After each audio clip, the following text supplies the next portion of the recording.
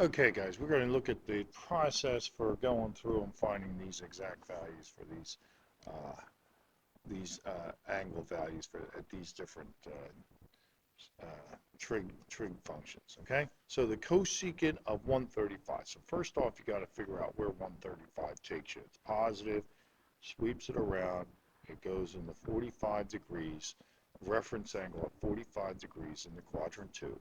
Okay, now cosecant, you have to remember, is that's 1 over the sine of 135. Okay, now we're lucky because uh, in quadrant 2, remember, all study trig carefully. In quadrant 2, the sign is positive. So this means it's the same as 1 over the positive sign, of course, but that's going to be at 45 degrees, which is going to be, okay, 1 over the square root of 2 over 2, which is going to be the square root of 2. Okay, so that would be the cosecant of 135. The cosine of 225 negative, okay?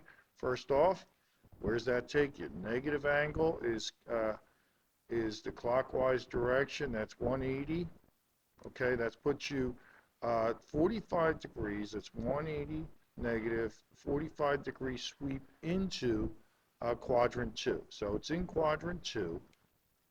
Okay, in quadrant 2, only the sign is positive. So this is going to be, this is in quad 2. The reference angle is 45 degrees.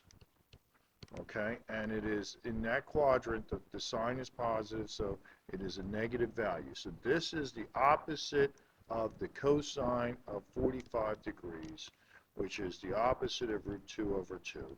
So it's negative root 2 over 2. 750, the tangent. 750, 360, 720, 30 degrees into quadrant 2. Into quadrant 1 rather, where everybody's positive. So the tan of 750 is equal to the tan of 30, which you should know is root 3 over 3.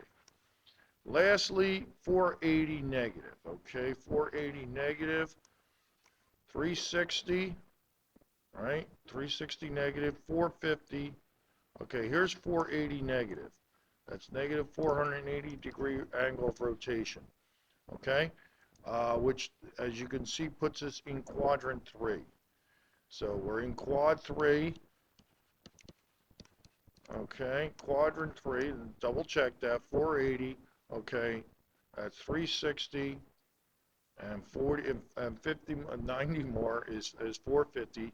We're in there 30 degrees, but our reference is 60 degrees. Our reference is the smallest angle relative to the x-axis, and it's 60 degrees. Okay. We're in quadrant 4 where only the tangent is positive. So this is the same as the opposite of the sine of 60 degrees, okay, which would be the opposite of the sine of 60 is root 3 over 2. Okay, so it's negative root 3 over 2. So that's the procedure, okay, for the bulk of the problems that you're going to have to do, and that's how we go through them. And the more you do, the better you'll get with it. Okay, there you have it.